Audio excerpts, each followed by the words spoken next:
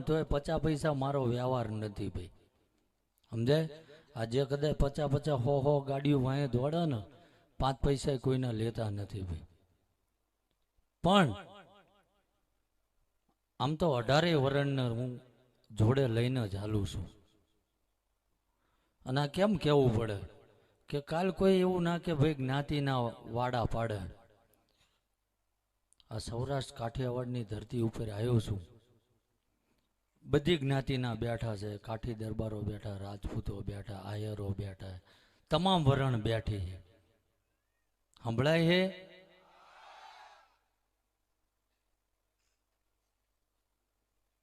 પણ આ બધા પાસે હું કંઈક માગવા આવ્યો, શું આપશો કહો?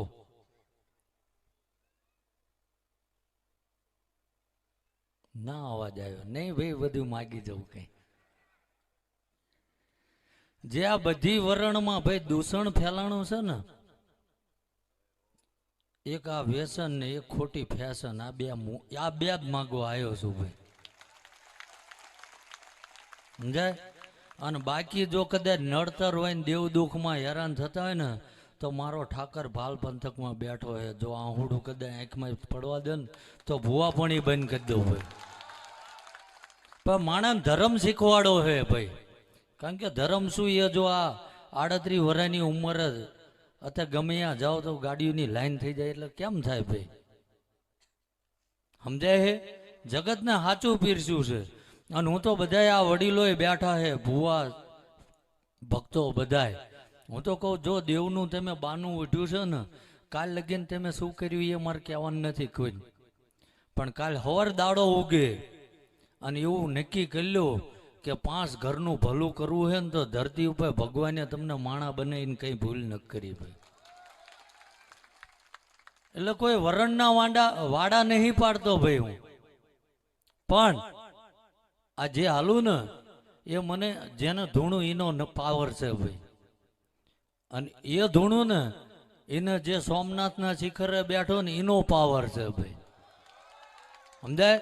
અને આ ધરતી ઉપર જે કઈ આયા ને, કોઈ કૃષ્ણને જોયા છે, શિવને જોયા છે, પણ તમામે તમામ વરણ, કદાચ કાઠી દરબાર, રાજપૂત કે ગમે એ વરણ, પણ જે કઈ કરીને જઈને એનો સાક્ષાત સૂરજ નારાયણ દાદો બેઠો છે ભલામણ,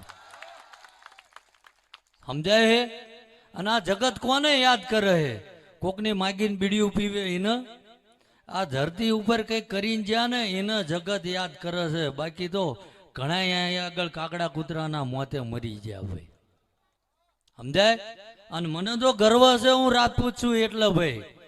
આજ કદાચ ભલે નાનપણમાં બધું ગુમાવી દીધું છે, પણ કદાચ જ્યાં મારા કદાચ મા બાપે છે ને, એને ગર્વ થતું હોય છે કે અમે કોને જન્મ આલ્યો ભાઈ. કારણ કે 40 થી 45 હજાર લોકોને મેં દારૂ બંધ કરાયો છે ભાઈ. એટલા ઘર તો શાંતિથી જીવશે ને, હા કે ના?